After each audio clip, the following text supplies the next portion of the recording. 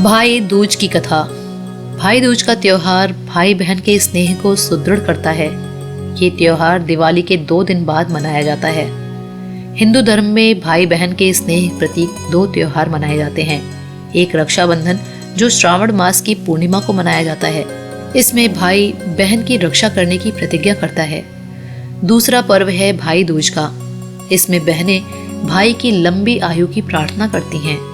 भाई दूज का त्योहार कार्तिक मास की द्वितीया को मनाया जाता है।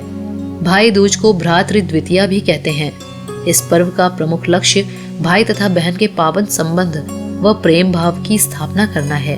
इस दिन बहनें बेरी पूजन भी करती हैं। इस दिन बहनें भाइयों के स्वस्थ तथा दीर्घायु होने की मंगल कामना करके तिलक लगाती हैं। इसी दिन बहनें भाइयों को तेल मलकर गंगा यमुना में स्नान भी कराती हैं। यदि गंगा यमुना में नहीं नहाया जा सके तो भाई को बहन के घर नहाना चाहिए। यदि बहन अपने हाथों से भाई को जिमाए तो भाई की उम्र बढ़ती है और जीवन के कष्ट दूर होते हैं। इस दिन चाहिए कि बहनें भाइयों को चावल खिलाएं। इस दिन बहन के घर भोजन करने का विशेष महत्व है। बहन चचेरी अथवा ममेरी कोई भी हो सकती है। यदि कोई बहन न हो तो गाय, नदी आदि स्त्रीत्व पदार्थ का ध्यान करके अथवा उसके समीप बैठकर भोजन कर लेना भी शुभ माना जाता है। इस दिन गोधन कूटने की प्रथा भी है।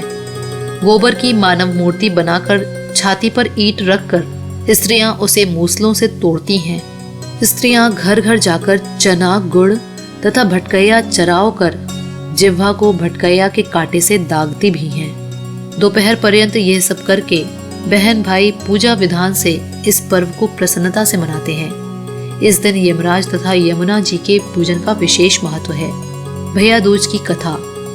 भगवान सूर्य नारायण की पत्नी का नाम छाया था। उनकी कोख से यमराज तथा यमुना का जन्म हुआ था। यमुना यमराज से बड़ा स्नेह करती थी। वो उससे बराबर निवेदन करती थी कि इष्ट मित्रों सहित उसके घर आकर भोजन करो। अपने कार्य में व्यस्त यमराज बात को टालते रहे। कार्तिक शुक्ल का दिन आया। यमुना ने उस दिन फिर यमराज को भोजन के लिए निमंत्रण दिया और अपने घर आने के लिए वचनबद्ध कर लिया। यमराज ने सोचा कि मैं तो प्राणों को हरने वाला हूँ, मुझे कोई भी अपने घर नहीं बुलाना चाहता। बहन जिस सद्भावना से मुझे बुला रही है उसका पालन करना मेरा धर्म है। बहन के घर आते समय यमराज ने नरक निवास करने वाले जीवों को मुक्त कर दिया। यमराज को अपने घर आया देखकर यमुना की खुशी का ठिकाना नहीं रहा।